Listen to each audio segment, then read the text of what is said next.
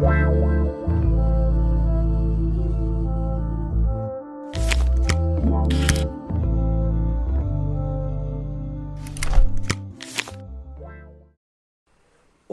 c'est la fête de Santa Lydie, disciple de Saint Paul.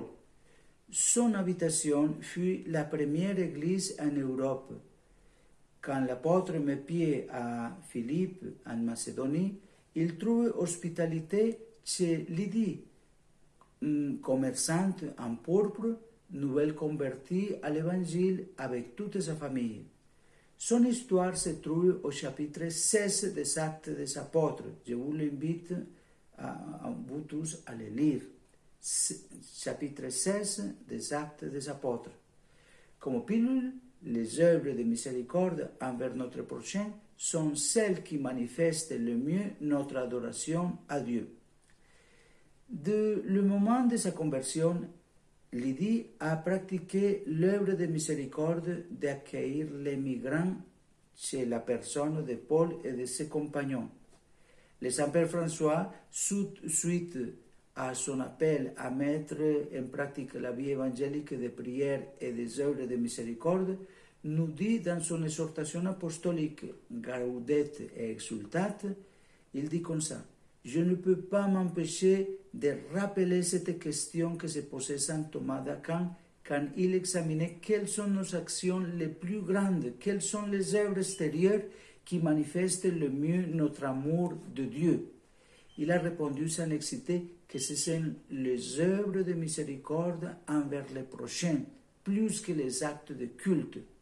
Les sacrifices et les offrandes qui font partie du culte divin ne sont pas pour Dieu lui-même, mais pour nous et nos proches.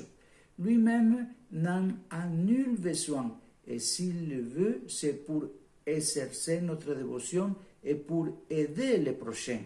C'est pourquoi la miséricorde qui subvient aux besoins des autres lui agrée davantage, étant plus immédiatement utile aux prochains. Celui qui veut vraiment rendre gloire à Dieu par sa vie, celui qui désire réellement se sanctifier pour que son existence glorifie Dieu, est appelé à se consacrer, à s'employer, à s'aventurer, à essayer de vivre les œuvres de miséricorde. C'est ce qu'a parfaitement compris Santa Thérèse de Calcute qui disait: oui, j'ai beaucoup de faiblesses, beaucoup de misères humaines, mais il s'abaisse et il se sert de nous, c'est-à-dire Dieu, de vous et de moi, pour que nous soyons son amour et sa compassion dans le monde, malgré nos péchés, malgré nos misères et nos défauts. Il dépend de nous pour aimer le monde et lui prouver à quel point il l'aime. Si nous nous occupons trop de nous-mêmes, nous n'aurons plus de temps pour les autres. Alors, vous et moi, occupons-nous d'adorer Dieu en servant concrètement notre prochain.